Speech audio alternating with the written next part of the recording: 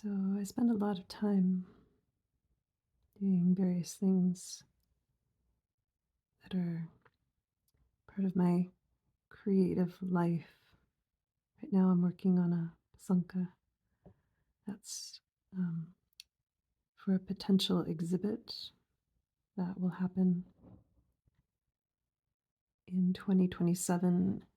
And if I don't get an exhibit space for 2027, then it will become part of one that I'm also planning for 2028. So it'll go either way.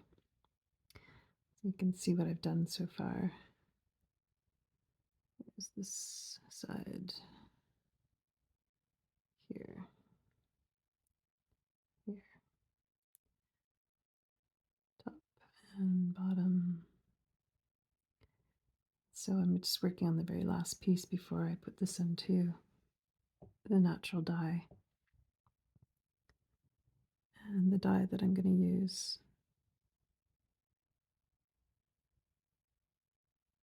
is red cabbage. I already made the dye. It's just sitting and waiting.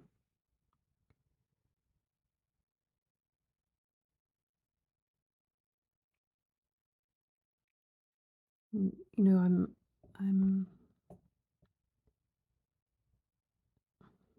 very intentional in my work. I'm not just doing something because it's satisfying to just me. What I mean is when I create, I'm not just thinking about myself. I'm thinking about the people who will interact with the pieces, or the land, or the spirits who will interact with the pieces. And for me, and this isn't true for everybody, but for me, the act of creation is an act of intentionality and relationality. The art that I create is intended to be interacted with in some way. So the exhibits, for example, are an expression of my relationship with the lands that I occupy and live on, and an expression of my own personal attempts around reconciliation through the lens of, or through the relation I have with the land, and therefore the peoples of the land, and the spirits of the land.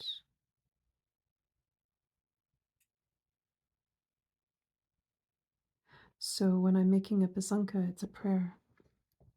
Each of the symbols are prayers for the piece of land where the pasunka and the motanka will be buried. So this one's not intended for burial. I made a duplicate of this one, and that egg got buried. That talisman got buried. I also made a motanka that went with the pasunka, and it also got buried. And, you know, at some point I'll have more details to explain that process and why it's important and what the burial means, etc., etc. Right now, I just want to talk about intentional creating.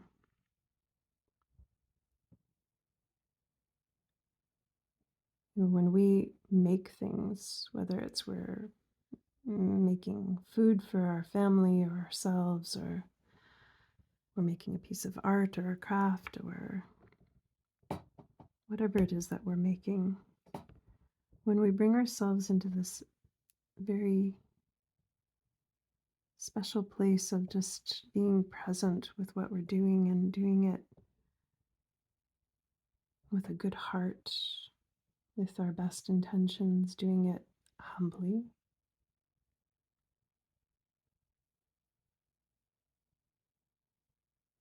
that act of creation becomes more than just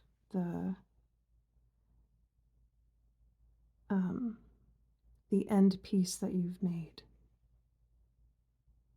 That act of creation is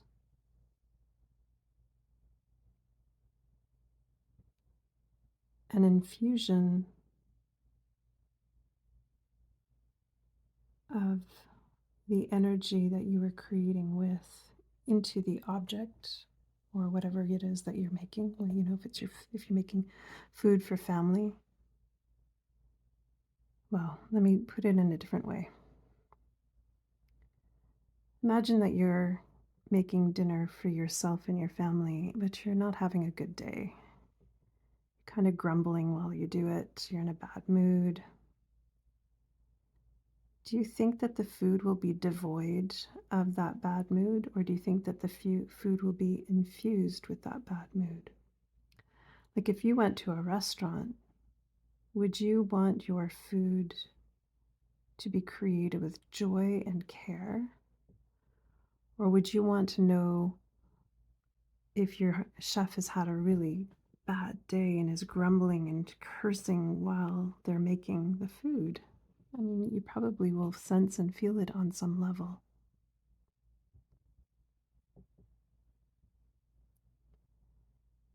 So now we take this to an act of creation of maybe let's say that you're knitting or crocheting a sweater for a family member. And again, maybe there's going to be points in the making of the sweater you feel a little bit frustrated.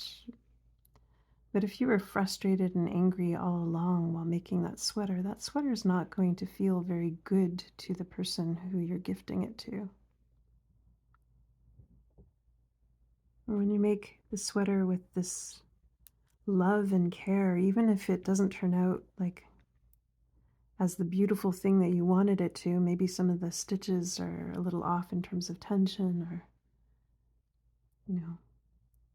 maybe the color choice wasn't exactly the way that you had hoped or imagined it might come out, but still you put in all of your love and your care and your energy into it. That person will feel that, will feel good to them.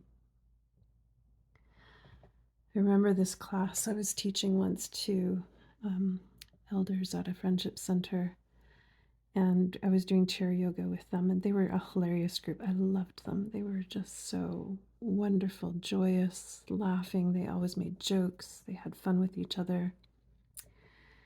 And there was this series of exercises I would take them through each week, and progressively they were getting stronger and stronger. And this one set of exercises that I would take them through is hand exercises, just increasing the flexibility of the hands and the wrists. And after doing that for a few months, one of the elders showed up one time and she gave me a gift. And it was a gift of a cloth that she had, I believe she had crocheted. She may have knitted. Anyway, she said it'd been years